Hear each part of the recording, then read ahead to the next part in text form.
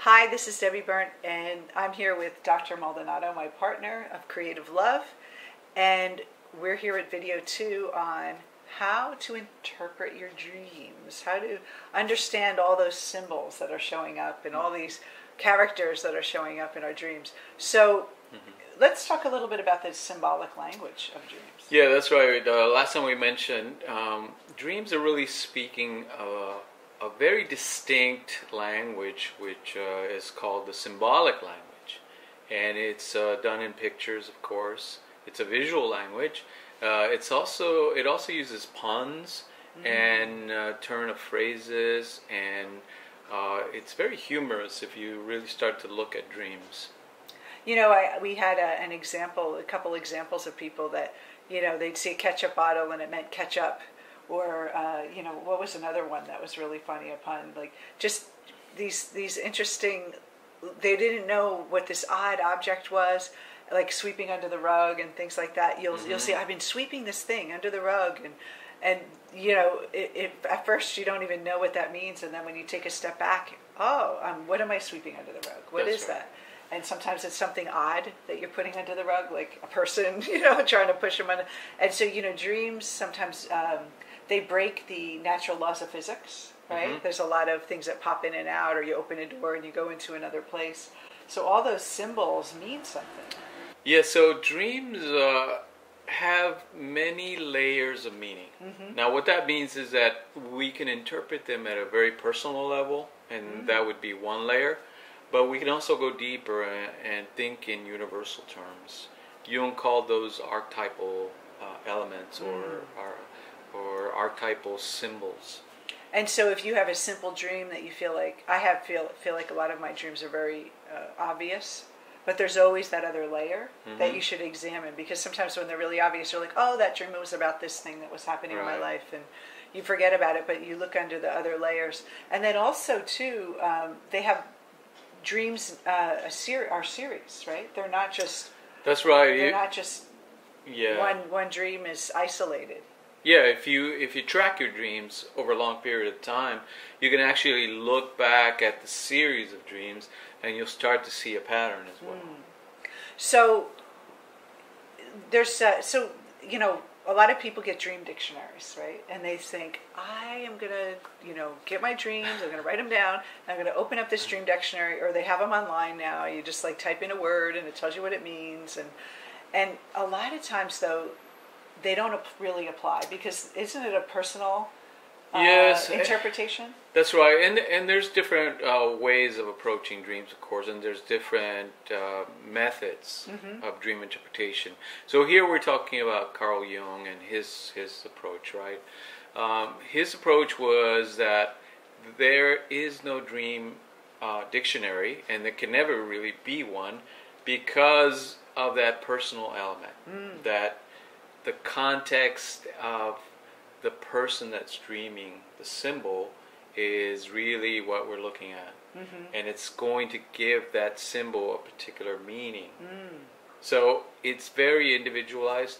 Now, there are maybe some systems that help us in dream interpretation. For example, mythology. You know, if we read mythology, maybe Joseph Campbell, things like that, they help us then understand the mythology that's encoded in dreams. And then, you know, there's certain things that are really personal to you.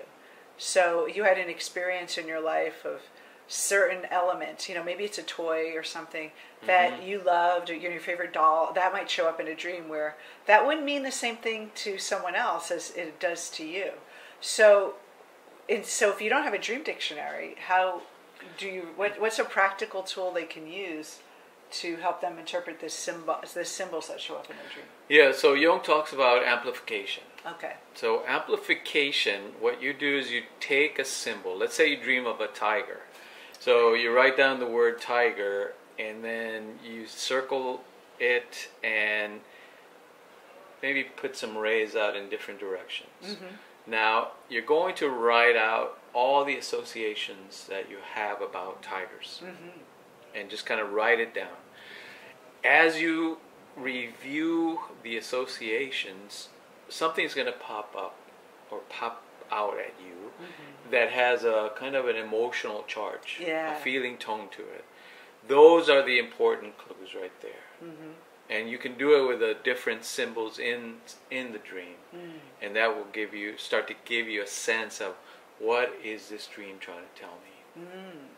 And then you can actually keep going with it. And then the more you interpret and interact with it, the more you'll remember. And so it just becomes this snowball effect of you start to reveal the story.